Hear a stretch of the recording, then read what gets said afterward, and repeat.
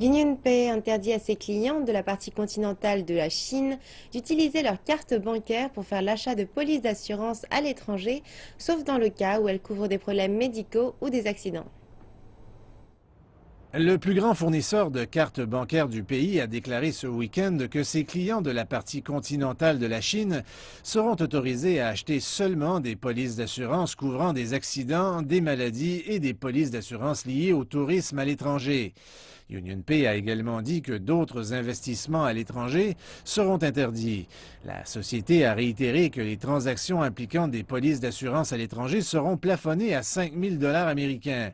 C'est la limite imposée par le régulateur chinois des changes plus tôt cette année. Il n'y a toujours pas de limite sur le nombre de reprises par carte qu'un client peut utiliser pour compléter des transactions.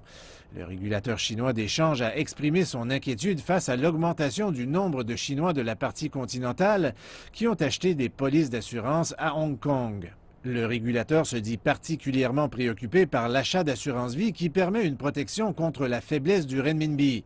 L'achat de polices d'assurance a également été utilisé pour contourner la limite de 50 000 $ américains que les citoyens chinois sont autorisés à transférer à l'étranger par année.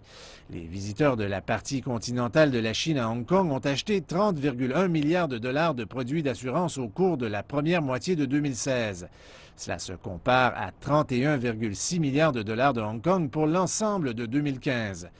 Les analystes disent que la décision d'UnionPay va aider à freiner la fuite des capitaux.